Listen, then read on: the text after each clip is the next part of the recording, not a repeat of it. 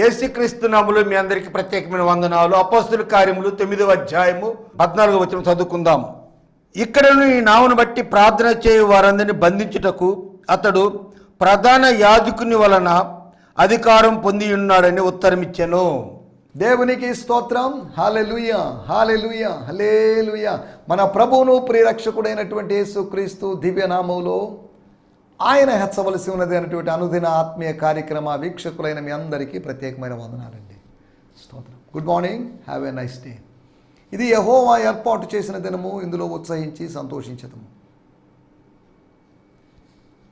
ఈ కార్యక్రమాన్ని చూడడానికి మీ అమూల్యమైనటువంటి సమయాన్ని కేటాయిస్తున్నందుకు మీకు ప్రత్యేకమైనటువంటి అభినందనలు తెలియజేస్తున్నాను. దేవుని వాక్యము చాలా ప్రాముఖ్యమైనది. దేవుని వాక్యము బహువేగంగా పరిగెత్తుంది. దేవుని వాక్యం మనలో చైతన్యాన్ని కలుగు చేస్తుంది. సమయం కొద్దిగా ఉంది కనుక, అనగా ఈ భూమి మీద మన సమయం కొద్దిగా ఉంది కనుక, అనగా ప్రభు త్వరగా రాబోతున్నాడు. ప్రపంచం త్వరలో అంతమైపోతుంది కనుక, అన్నిటి అంతము సమీపమై ఉన్నదని పేతురు చెప్పాడు కనుక, కాబట్టి వీఆర్ ఇన్ ద ఇది కడవరి గడియ అని లేఖనాల్లో యోహాను భక్తుడు చెప్పాడు కనుక, ప్రభు రాకడ త్వరగా ఉన్న సమయాల్లో ఉన్నాం. ప్రభు రాకడ దినాల్లో ఉన్నాం. మనుష్య కుమారుడి దినములు ఇవి అని చెప్పడ్డాయి కనుక సమయాన్ని సద్వినియోగం చేసుకోవాలి. సమయాన్ని దుర్వినియోగం చేసుకోకూడదు. సమయాన్ని చాలామంది వేస్ట్ చేసుకుంటున్నారు. టీవీ ఆన్ చేస్తే సినిమాలు సీరియల్లోకి వెళ్తున్నారు, కానీ ఆత్మ సంబంధమైన కార్యక్రమాలు చూడడానికి ఎవరు ఆసక్తి చూపించడం లేదు. ఒకవేళ ఆత్మ సంబంధమైన క్రిస్టియన్ ఛానల్స్ ఏమైనా పెట్టినా సాంగ్స్ కోసం వింటున్నారు, కానీ సందేశాల కోసం ఎవరు ఇంట్రెస్ట్ చూపించలేదు. సందేశాల కోసం కూడా ఒకవేళ చూసేవాళ్ళు ఎవరన్నా ఉంటే ఏదైనా పాపులర్ అయినటువంటి కార్పొరేట్ సేవకుల ప్రసంగాలు వింటున్నారు, కానీ కొత్త దేవజనులు, యవన దేవజనులు వాళ్ళ యొక్క ప్రసంగాలు ఎవరు వినడానికి, నాబోటి దేవజనుల యొక్క ప్రసంగాలు వినడానికి ఎవరు సంసిద్ధత వ్యక్తం చేయడం లేదు. కాబట్టి దేవుని వాక్యాన్ని విందాం, వివేచిద్దాం, ఎవరేం చెప్తున్నారు ఏంటి అనే దాన్ని పరిశీలిద్దాం, ప్రభువుని అడుగుదాం, ప్రభువు నడిపింపు ప్రకారం కార్యక్రమాలను చూద్దాం. మన టైం వేస్ట్ చేసుకుంటూ టీవీ చూస్తూ బ్రతకడానికి దేవుడు మనల్ని ఏర్పాటు చేయలేదు. సీరియళ్ళు, సినిమాలు చూస్తూ బ్రతకడానికి దేవుడు మనల్ని ఏర్పాటు చేసుకోలేదు. దేవుని స్తోత్రం. హల్లెలూయా. ఈ సమయంలో దయచేసి ఒక ప్రార్థనా విషయంతో మీ ముందుకు వస్తున్నాను. ఒక ప్రార్థనా మనవి, ప్రేయర్ రిక్వెస్ట్. మా సహవాసంలో ఉన్నటువంటి సహోదరులు పాస్టర్ ఎస్ విజయ్ కుమార్ గారు, వారి తల్లిగారు అయినటువంటి రాహేలమ్మ ఆంటీ గారు గత కొన్ని దినాలుగా హాస్పిటల్లో ఉన్నారు. వారికి షుగర్ ఎక్కువై కాలు బొటన వేలు తీసేసే పరిస్థితి ఏర్పడింది కనుక ఈ సమయంలో మనందరం కలిసి ప్రార్థిస్తాం. ఆంటీ గారు, రాహేలమ్మ ఆంటీ గారిని దేవుడు దర్శించినట్లుగా గత దినాల్లో వారు బాప్తీసం తీసుకున్నారు.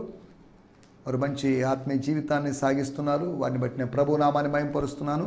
కనుక ఈ సమయంలో చిన్న ప్రార్థన చేసుకుందాం. షుగర్ అనగా డయాబెటీస్తో, మధుమేహ వ్యాధితో బాధపడుతున్నవారు చాలామంది ఉన్నారు. ఈ రోజులో ఇన్సురెన్సు క్రైస్తవులకంటే షుగర్ కామన్ అయిపోయింది. పాస్టర్లకి షుగర్ కామన్ అయిపోయింది.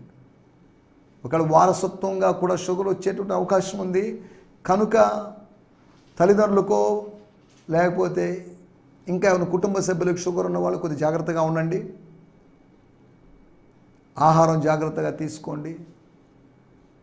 ఇది దేవుని ఆలయము. ఈ దేవుని ఆలయాన్ని పాడు చేసుకోవద్దు. దేవుడు ఉన్నాడులే, దేవుడు చూసుకుంటాడులే. షుగర్ వచ్చినప్పటికీ కూడా కొంతమంది స్వీట్లు తింటుంటారు. తినకూడని నిషేధించబడినవి నిషేధంగానే ఉంచండి.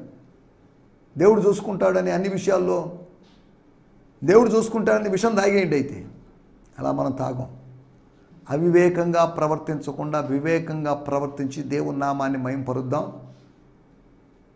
చాలామంది దేవజనులు నాకు తెలిసి ఆ నోటిని కంట్రోల్ చేసుకోలేక, నియంత్రించుకోలేక నిషిద్ధమైన ఆహార పదార్థాలని సేవించి మరణాలని కొని తెచ్చుకున్న వాళ్ళు ఉన్నారు. కాబట్టి దయచేసి షుగర్ అనేది పెద్ద వ్యాధి ఏం కాదు. దాన్ని మనం అధిగమించవచ్చు, జయించవచ్చు. అదే సమయంలో ఒకవేళ అది మనం దాన్ని జయించలేకపోతే అది మనల్ని జయిస్తుంది, మనల్ని లోపరుచుకుంటుంది. కనుక ఈ దేహంలో దేవు కార్యం జరుగునట్లుగా మనందరం ప్రార్థన చేసుకుందాం. రాఖెల మాంటి గారి కొరకు ప్రత్యేకంగా ప్రార్థన చేస్తాం. దయచేసి ప్రార్థనలో ఏకీభవిద్దాం. పరిశుద్ధుడైన మా దేవా, మీకు వందనాలు. ఈ దాసురాలు మా ప్రియాంటి గారి కొరకు ప్రత్యేకంగా ప్రార్థన చేస్తున్నాం. మీ దాసురాలి కాలి బొటన వేలు తొలగించబడి హాస్పిటల్లో ఉన్నారు. మీ దాసురాలిని దర్శించండి, సంపూర్ణమైన స్వస్థతను మీరు అనుగ్రహించండి. ఇలా అనేక మంది ప్రభా షుగర్ ఎక్కువై 300, 400 షుగర్లు ఉన్నవాళ్ళు ఆహారం విషయంలో జాగ్రత్త తీసుకుని మా సహోదరి సహోదరుల కొరకు, మా పెద్దల్లో వృద్ధుల్లో కొంతమంది షుగర్లతో బాధపడుతున్నారు. వారి కొరకు మేము ప్రత్యేకంగా ప్రార్థన చేస్తున్నాం. యేసు నామములో వారిని మీరు దర్శించండి. వారి వ్యాధుల మీద వారికి జయించేటువంటి జ్ఞానమును, శక్తిని మీరు వారికి అనుగ్రహించమని అనుకుంటున్నాను. షుగర్ మధ్యలో వచ్చింది, మధ్యలోనే పోవాలి. ఇంకా ఏదైనా బలహీనతల మధ్యలో వస్తే మధ్యలోనే పోవాలి. కనుక ప్రభువా, నిన్ను స్వస్థపరిచి యెహోవా నేను మీరు చెప్పారు కనుక మీ వాగ్దానం ప్రకారం ఆ వాగ్దానాన్ని విశ్వసిస్తూ మీ కార్యములు జరిగించమని మేము కోరుకుంటున్నాం. ప్రతి దేహములో మీ కార్యము జరిగించండి. దేహములో కార్యము జరిగిన తర్వాత వారు దేహము ద్వారా నిన్ను మహిమపరచగలటం సాయం చేయమని అడుగుతున్నాం. ప్రభువా, మీకు వందనాలు చెల్లిస్తూ వారు జిహ్వా చాపల్యము లేని వారిగా ఉండి, తిండిబోతులుగా ఉండి, తమ దేహానికి హాని తెచ్చుకోకుండా ఆహారం విషయంలో నియంత్రణ కలిగిన వాళ్ళుగా వారు ముందు సాగడానికి మీరు సాయం చేయమని అడుగుకుంటూ, డయాబెటీస్ ఇంకా అనేకమైన వ్యాధులతో బాధపడుతున్న వాళ్ళందరినీ మీ చేతిలో సమర్పిస్తూ అందరినీ స్వస్థపరిచి మీ కార్యము జరిగించమని యేసు నామములోనే ప్రార్థించగలుగుతున్నాం పరమ తండ్రి. ఆమేన్, ఆమేన్, ఆమేన్. దేవుని స్తోత్రం. మీ అందరికీ మరొక పర్యాయం ప్రత్యేకమైన వందనాలు తెలియజేస్తున్నాను. నిన్నటి ఎపిసోడ్లో మనం పట్టణంలో ఏం జరిగింది, what happened in the city. ఏం సిటీ? డెమస్కస్ అనేటువంటి సిటీ, దమస్కు అనేటువంటి పట్టణం. ఆ పట్టణంలో సుమారు ఇంచుమించు ఒక 40-50 వరకు సమాజ మందిరాలు ఉన్నాయని, ఆ పట్టణాల గురించి రకరకాల విషయాలు చరిత్రలో మనం చూడవచ్చు. అటువంటి పట్టణంలో దేవుడు ఒక వ్యక్తి జీవితంలో, సౌలు లేకపోతే పౌలు, సౌలు అనేటువంటి హీబ్రూ నామం, పాల్ అనేటువంటి గ్రీకు నామం.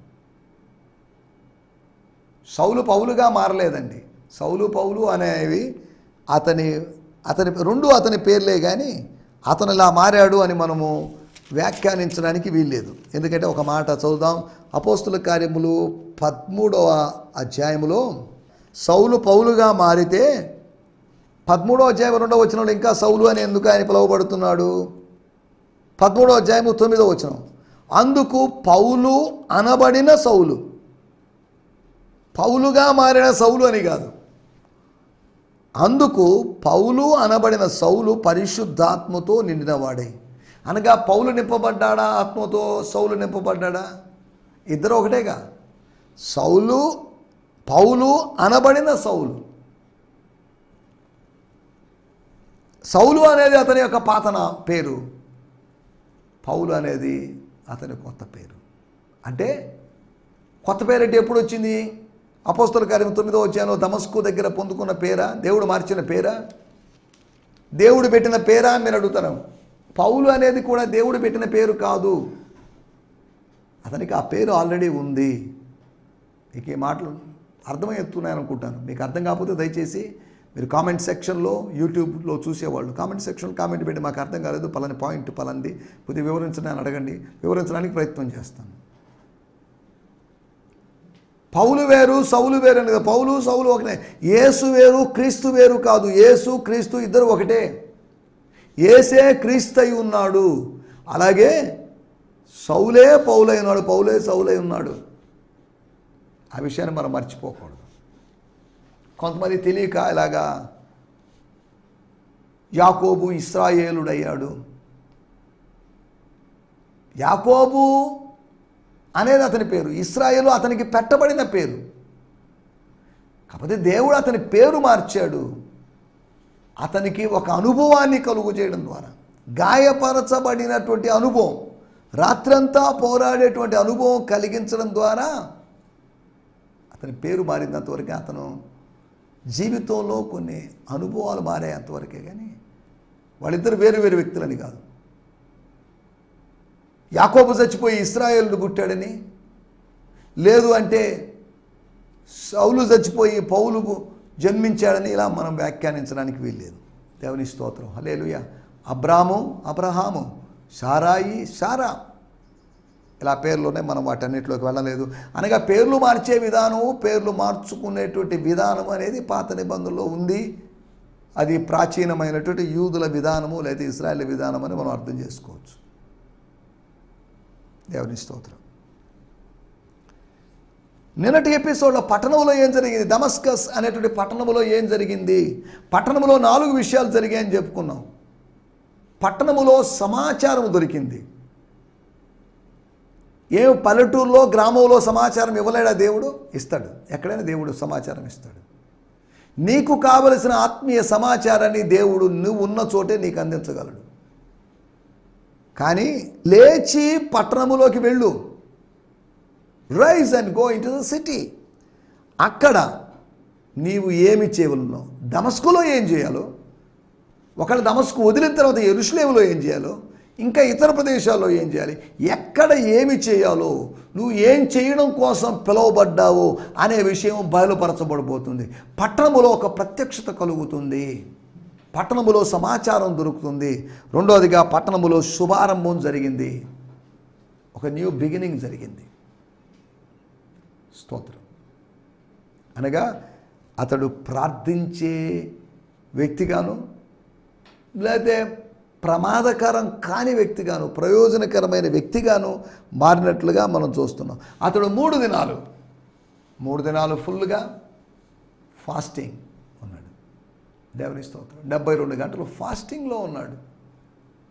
దేవుని స్తోత్రం, హల్లెలూయా. ఫాస్టింగ్లో ఉన్నటువంటి అనుభవం అతనికి ఎవరో చెప్తే, సౌలా నన్ను ఎందుకు హింసించున్నావు, నా కోసం ఉపవాసం ఉండు, 3 రోజులు ఉపవాసం అని దేవుడు చెప్పలేదు. చెప్పకపోయినప్పటికీ ఉన్నాడు కదా, దేవుడు చెప్తేనే ఉపవాసం ఉండాలి అని కొంతమంది వాదిస్తుంటారు. ఎక్కడైతే ప్రశ్న, సౌలు లేదా పౌలుకి దేవుడు చెప్పాడా 3 రోజులు ఉపవాసం ఉండమని? కొంతమంది ఇది ఒక రూల్గా చేశారు, బాప్తిజం తీసుకోవాలంటే 3 రోజులు ఉపవాసం ఉండమని. మీరు సర్వలోకానికి వెళ్ళి సర్వసృష్టికి సువార్తను ప్రకటించండి, నమ్మిన వారికి బాప్తిజం ఇవ్వండి, నమ్మిన వారిని 3 రోజులు ఉపవాసం పెట్టి బాప్తిజం ఇవ్వండి అని లేదు. నెల్లులో ఒక సహవాస పేరు చెప్పను, కానీ 3 రోజులు ఉపవాసం ఉన్న తర్వాత ఏదో పేరు వస్తుందట, పరలోకం నుంచి పేరు, అగ్ని బాప్తిజం వస్తుందట అని రకరకాల బోధలు చేస్తున్నారు. అని వాక్యంలో ఎక్కడలేవు. వాక్యాన్ని జాగ్రత్తగా అర్థం చేసుకోవాలి. అపార్థం చేసుకుంటే సరిగ్గా మనం అన్వయించుకోలేము. స్తోత్రం. నేను ఇవన్నీ ఎందుకు చెప్తున్నానంటే,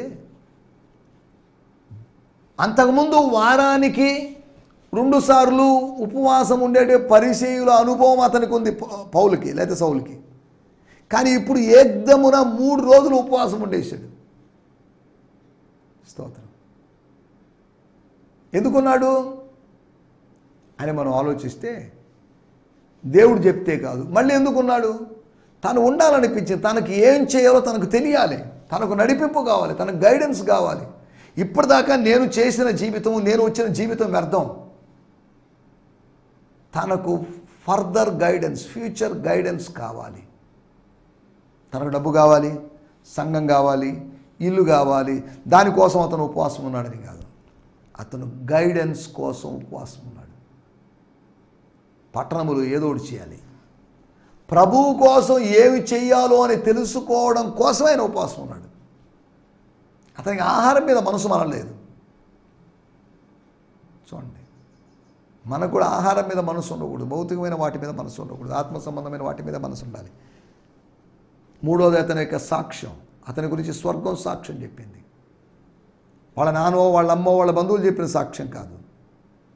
స్వర్గము నీ గురించి నువ్వు చెప్పుకోవడం కాదు, నా గురించి నేను చెప్పుకోవడం, నేను మంచిగా ఉండండి అది ఇది అని కాదు. నీ గురించి చెప్పాల్సిందే పరలోకములో ఉన్న తండ్రి చెప్పాలి. యోబు అన్నాడు, నాకు సాక్షి అయిన వాడు పరమందున్నాడు. మన సాక్షి ఎక్కడ ఉన్నాడు? ఈ లోకంలో అబద్ధ సాక్షులు బోల్డు మంది ఉన్నారు. మన గురించి సాక్ష్యం చెప్పవచ్చు, చెప్పకపోవచ్చు. ఈరోజు చెప్పొచ్చు, రేపు మళ్ళీ చెడుగా మాట్లాడచ్చు. మన దగ్గర నుంచి పొందుకుంటున్నప్పుడు చెప్పొచ్చు, పొందుకోపోయిన తర్వాత దాని గురించి చెడుగా మాట్లాడవచ్చు. నా సాక్షి అయిన వాడు పరమందు ఉన్నాడు అని యోబను. నా సాక్షి నా భార్యనండి, నా సాక్షి నా ముగ్గురు స్నేహితులేనండి. ఎలీఫజు, బిల్దాదు, జోఫర్ అనేట ఆ ముగ్గురు, ఆ స్నేహితులే నా సాక్షి. స్తోత్రం, హల్లెలూయా. మన సాక్షి పరలోకంలో ఉన్నాడు. దేవుని స్తోత్రం, హల్లెలూయా. నాలుగవది, శక్తిని పొందుకున్నటువంటి అనుభవం. పట్టణంలో ఏం జరిగిందని శక్తిని పొందుకున్నాడు. పరిశుద్ధాత్మ చేత నింపబడినట్లు. అతడు పరిశుద్ధాత్మ కోసం కనిపెట్టు కూడికలో ఉన్నాడని కాదు. పరిశుద్ధాత్మ కోసం యెరూషలేములోని ఒలీవ నూనె తీసుకొని అతని తల మీద పోసి, తల మీద చేతులు పెట్టి, లేకపోతే తన మీద బైబిల్ పెట్టి, పరిశుద్ధ గ్రంథం పెట్టి కొట్టి, ఇవన్నీ చేశారని కాదు. ఇటువంటి మానవ క్రియలు జరిగాయని కాదు. నీవు పరిశుద్ధాత్మతో నింపబడినట్లు నన్ను పంపినాడు దేవుడు. నేను వచ్చిన ఉద్దేశం నేను ఆత్మతో నింపబడ్డం కాదు, నేను చేతులు ఉంచినప్పుడు నీవు ఆత్మతో నింపబడుతున్నాడు. అననీయ వెళ్ళి ఆయనతో ప్రవేశించి అతని మీద చేతులుంచి, దుర్మార్గుడు, దుష్టుడు, హింసకుడు, హానికరుడైన వ్యక్తి మీద చేతులు ఉంచడం ఎంత ప్రమాదకరం. అననీయ దేవుడు చెప్పిన మాటకు లోబడిపోయి చేతులు ఉంచాడు. రోగుల మీద చేతులు ఉంచెదరు. సౌలు రోగి కాదు, పౌలు రోగి కాదు ఇక్కడ. అయినప్పటికీ ఆత్మ సంబంధమైన బలహీనతలో ఉన్నవాడిని, వాడి కోసం మనం చేతులుంచి ప్రార్థించాలి. సరే, దేవుని స్తోత్రం. వీటి గురించి మనం ఆలోచించాలండి ఈ సమయంలో. అపోస్తుల కార్యములు 9వ అధ్యాయము 14వ వచనం. ఇక్కడను ఈ నామను బట్టి ప్రార్థన చేయ వారందరినీ బంధించుటకు అతడు ప్రధాన యాజకుని వలన అధికారం పొంది ఉన్నాడని ఉత్తరం ఇచ్చాను. దేవుని స్తోత్రం. 9వ అధ్యాయము 14వ వచనం నేను చదువుతున్నాను. In fact the high priest has authorized him to seize and imprison all those in Damascus who call on your name. ప్రభు నామములో ప్రార్థించే వారిని ఏం చేయాలంటే బంధించాలి, అరెస్ట్ చేయాలి, బందీలుగా చేయాలి, సంఖ్యలు వేయాలి, వాళ్ళని శిక్షించాలి, హింసించాలి. వెల చెల్లించి ప్రార్థించారు వాళ్ళు. యెరూషలేము వైపు కిటికీలు తెరిచి ప్రార్థించడం అంటే రిస్క్. దానియేలు రిస్క్ తీసుకున్నాడు. ఈ రోజుల్లో ప్రార్థన అనేది సులభం అయిపోయింది. చిలక పలుకులు లాంటి పలుకులు పలకడం సులభమైంది. కానీ ప్రాణాలకు తెగించి చేసే ప్రార్థన దానియేలు చేసింది, తెగించి ప్రార్థించాడు. ఇక్కడ కూడా వీళ్ళు చేసినటువంటి పని చూడండి. తెలుసు ఈ మార్గములో ఉన్నవాడిని ప్రభు నామములో ఎవరు ప్రార్థించినా బంధిస్తాడు. సౌలు వచ్చేస్తున్నాడు, ఇదిగో దగ్గరలో ఉన్నాడు, యెరూషలేం దాటాడు, నిన్న దాటాడు అంటే వచ్చేస్తాడు, ఎక్కడో వస్తాడు, మధ్యలో ఎక్కడో వస్తాడు. ప్రాణాలకు తెగించి కూడా ప్రార్థన ఆపలేదు. కానీ రాజశాసనము చేయబడినదని తెలిసినప్పటికీ కూడా దానియేలు లెక్క చేయకుండా నీ ప్రార్థనా జీవితాన్ని ఏ పరిస్థితి అడ్డుకోకూడదు, నీ ఉపవాసాన్ని ఏ పరిస్థితి అడ్డుకోకూడదు, నీ వాక్య ధ్యాన జీవితాన్ని ఏ పరిస్థితి అడ్డుకోకూడదు.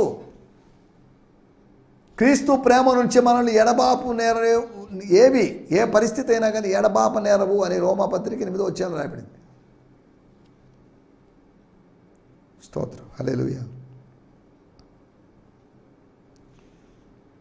మనం ఆలోచిస్తున్నట్టు మాటలు. స్తోత్రం, స్తోత్రం. మన టైటిల్ అధికారం, అథారిటీ, డెలిగేషన్, ఆథరైజేషన్. ఇక్కడ ఈ పట్టణములో యేసు అనే నామాన్ని బట్టి, యేసు నామములో తండ్రికి, తండ్రి అయిన దేవునికి ప్రార్థన చేయు కొందరిని అని కాదు, చేయు వారినందరినీ. ఎవడు ప్రార్థన చేయడానికి వీల్లేదు, 30 రోజులు ఎవరికి ప్రార్థన చేయడానికి వీల్లేదు అని కండిషన్ మనం దానియేలు గ్రంథంలో చూడగలం. బంధించుటకు అతడు ప్రధాన యాజకుల వలన ప్రధాన యాజకుల అనే బహువచనం ఇక్కడ కనిపిస్తుంది. కానీ 1వ వచనంలో ప్రధాన యాజకుని యొద్దకు అని ఏకవచనం కనిపిస్తుంది. ఏది కరెక్టు? ఏకవచనమా బహువచనమా అని అడిగితే ఏకవచనం కరెక్టు, బహువచనం కూడా కరెక్ట్. అదేంటంటే ఇది ప్రధాన యాజకులు ఆ కాలంలో 2 ఉన్నారు. సాధారణంగా ఒక్క ప్రధాన యాజకుడు అన్నా కయఫా అనేటువంటి ప్రధాన యాజకులు ఉన్నారు. వాళ్ళు ఎందుకు ఉన్నారు ఏంటి? 2 ప్రధాన యాజకులు ఉండాల్సిన పరిస్థితి ఏంటి అనే దాని గురించి అనేక మంది యాజకులు ఉన్నారు. ఎందుకు 2 ప్రధాన యాజకులు ఉన్నారు అనే దాని గురించి యోహాను సువార్త ధ్యానంలో వెళ్ళినప్పుడు నేను చెప్పడం జరిగింది. ఇప్పుడు మనం దాంట్లోకి వెళ్ళలేదు. ప్రధాన యాజకుని దగ్గరికి అనగా మత పెద్ద దగ్గరికి, రోమా ప్రభుత్వం దగ్గరికి అని కాదు, దేవాలయపు వ్యవస్థ దగ్గరికి, అడ్మినిస్ట్రేషన్ ఆఫ్ ది టెంపుల్ దగ్గరికి. దేవుని స్తోత్రం, హల్లెలూయా, స్తోత్రం. మనం ఇక్కడ ఆలోచిస్తున్నట్టు విషయాలు అధికారం గురించి 4 విధాలైన అధికారాల గురించి మీకు జ్ఞాపకం చేస్తాను. 4 types of authorities. మొట్టమొదటి విషయము 14వ వచనంలో ప్రధాన యాజకుల అధికారం, the authority of the high priest. 2వ విషయము 9వ అధ్యాయము 4వ వచనం. అప్పుడు అతడు నేల మీద పడి, సౌలా సౌలా నీవేళ నన్ను హింసిస్తున్నావని తనతో ఒక స్వరం పలుకుట వినెను. అప్పుడు సౌలు నేల మీద పడి, ప్రభువా ప్రభువా నువ్వేళ నన్ను ఎందుకు హింసిస్తున్నావు అని కాదు అడిగింది. ప్రభువు అడుగుతున్నాడు, సౌలా సౌలా నీవేళ నన్ను హింసిస్తున్నావు అని తనతో ఒక స్వరము పలుకుట వినెను. ఒక స్వరం, ఎవరి స్వరమో తెలియదు. తర్వాత తెలిసింది, నువ్వెవరు అన్నప్పుడు తెలిసింది. స్వరం వింటాం, ఎవరి స్వరమో తెలియదు. అది దైవస్వరం అని తెలుసుకోవాలి. దైవస్వరము దురాత్మ స్వరము ఒకటే అనుకొని భావించడానికి వీల్లేదు. హేరోదు స్వరాన్ని దైవస్వరంగా భావించారు ప్రజలు. అపోస్తల కార్యం 12వ అధ్యాయం దాని ద్వారా వచ్చిన విషయాలు, ఫలితాలు మనకు తెలుసు. 2వది ప్రభు యొక్క అధికారం, అథారిటీ ఆఫ్ ద లార్డ్. ప్రధాన యాజకుల అధికారము కన్నా ఉన్నతమైన శక్తి కలిగినటువంటి అధికారం ప్రభు అధికారం. ప్రయాణిస్తూ రథం మీదో లేదా గుర్రం మీదో వాహనం మీద వెళ్తున్న వ్యక్తిని పడదోసేటువంటి అధికారం, ప్రయాణాన్ని ఆపేటువంటి అధికారం, అడ్డుకునే అధికారం, ప్రయాణిస్తున్నటువంటి ప్రవక్త బిలాము ప్రవక్తను అడ్డుకున్నటువంటి దేవదూత. గాడిద మొరాయించింది, వాహనం ముందుకు సాగలేదు, కొట్టాడు. ఏమయ్యా నువ్వు దేవదూతను చూడలేదేమో, నేను చూశాను, నేను అందుకని ఆగాను. స్తోత్రం, హల్లెలూయా. ప్రవక్త యొక్క వెర్రితనాన్ని ఆ గాడిద అడ్డగించిందని లేఖనాలు రాయబడింది, దాంట్లో కడం లేదు. మానవ అధికారాల మీద ఉన్నటువంటి శ్రేష్టమైన అధికారం. దానియేలు గ్రంథము 2వ అధ్యాయములో ప్రతిమలో వేరు భాగాలు ఉన్నాయి. ఆ స్టాచ్యూలో లేకపోతే ఆ విగ్రహంలో, ఐడల్లో చివరికి 5 లేకపోతే ఆ ప్రతిమ వేరు రాజ్యాల అధికారాలను తెలియజేస్తున్నాయి. కానీ ఒకటి చేతి సహాయము లేకుండా తీయబడిన ఒక రాయి ఒకటి వచ్చింది. ఆ రాయి తుత్తనీయలు చేసింది. మానవ ప్రభుత్వాలన్నింటినీ మహిమ ప్రభుత్వం తుత్తనీయలు చేస్తుంది. డెమోక్రసీని, డివైన్ క్రసీ తుత్తనీయలు చేస్తుంది. ప్రేతల స్వామ్యాన్ని, ప్రజాస్వామ్యం అనబడిన ప్రేతల స్వామ్యాన్ని ప్రభుస్వామ్యం తుత్తనీయలు చేస్తుంది, పూర్తిగా నాశనం చేస్తుంది. డెమోక్రసీ అంతమైపోయి థియోక్రసీ వస్తుంది అనే సంగతి మీకు గుర్తు చేస్తున్నాను. 2వది ప్రభు యొక్క అధికారం. 3వ విషయం 9వ అధ్యాయము 11వ వచనం. అతడు ప్రభువా ఇదిగో నేనున్నాను. అందుకు ప్రభు నువ్వు లేచి స్తోత్రం. చివరి రాయబడింది మనకు పూర్తిగా చదువుకునే సమయం. ఇదిగో అతడు ప్రార్థన చేస్తున్నాడు. అధికారం, ప్రార్థన చేసేటువంటి అధికారం. అంటే ఎలాగా? ఆయనను బట్టి మనకు కలిగిన ధైర్యం ఏదనగా, ఏం ధైర్యం ఉంది మనకు, ధైర్యం కలిగింది దేనికి? ఆయన చిత్తానుసారంగా మనం ఏది అడిగినను ఆయన మనకు అనుగ్రహించుననే ధైర్యం, మనకు ధైర్యం ఉంది. కృపాసనాన్ని సమీపించడానికి ధైర్యం ఉంది. ప్రభు బిడ్డలకు ధైర్యం ఉంది. తండ్రి నామములో లేకపోతే యేసుక్రీస్తు నామములో పరిశుద్ధాత్మతో శక్తితో ప్రార్థించేటువంటి ధైర్యం మనకు ఇవ్వబడింది. మూడో విషయము, పుత్రుని యొక్క లేకపోతే పిల్లల యొక్క అధికారం, ప్రభువు యొక్క అధికారం, లేకపోతే రక్షింపబడిన వాని యొక్క అధికారం. యోహాను సువార్త 1:12 మనకు తెలిసిన మాటే. పిల్లల గుట్టకు అధికారం. పిల్లలు కాబట్టి మనం పెడుతున్నారు. పిల్లలు కాబట్టి అబ్బా తండ్రి అంటున్నారు. పిల్లలు కాబట్టి డాడీ అంటారు. పిల్లలు కాబట్టి మమ్మీ అంటారు. నువ్వు పిల్లవాడివైతే నువ్వు ప్రార్థిస్తావు. పుత్రుని యొక్క కుమారత్వం పొందిన వాడి యొక్క దత్తపుత్రత్వం పొందిన వాని యొక్క అధికారం. 9:17 అననీయ వెళ్ళి ఆ ఇంట ప్రవేశించి అతని మీద చేతులుంచి సౌలా సహోదరుడా నీవు వచ్చిన మార్గములో. పరిశుద్ధుని యొక్క అధికారం, బిలీవర్స్ అథారిటీ అని అన్నారు కొంతమంది. దీనికి సంబంధించిన పుస్తకాలు ఉన్నాయి. వాటిలో మన వాళ్ళని కాకపోతే వాళ్ళు మరీ కొద్ది ఎక్స్ట్రీమ్గా వెళ్ళారు. విశ్వాసికి అనేకమైన అధికారాలు ఉన్నాయని వివరిస్తూ, విశ్వాసి ఒక దాసుడు అనే కుమారుడు, అదే సమయంలో దాసుడు అనే సంగతి మనం మర్చిపోకూడదు. పరిశుద్ధుని యొక్క పరిశుద్ధుల అధికారం, ప్రధాన యాజకుల అధికారం, ప్రభు యొక్క అధికారం, పుత్రత్వం పొందిన వాని అధికారం, తర్వాత పరిశుద్ధులకు ఇవ్వబడిన అధికారం. మనకు అధికారం ఇవ్వబడింది. ఒకరోజు మనం రూల్ చేస్తాం, పరిపాలిస్తాం, ఆయనతో కూడా వెళ్తాం. కాబట్టి అధికారము దేవుని వల్ల అనుగ్రహించబడింది. ఈ అధికారాన్ని బట్టి దేవుని నామాన్ని మహింపరుస్తూ ప్రభు దగ్గర నుంచి అధికారం పొందుకుంటూ ముందుకు సాగడానికి ప్రభు మనకు సహాయం చేయనుగాక. ఆమేన్. హల్లెలూయా, లేలుయా. మీ అందరికీ వందనాలండి. ఈ సందేశము మీకు ఆశీర్వాదకరంగా ఉందని నమ్ముచున్నాము.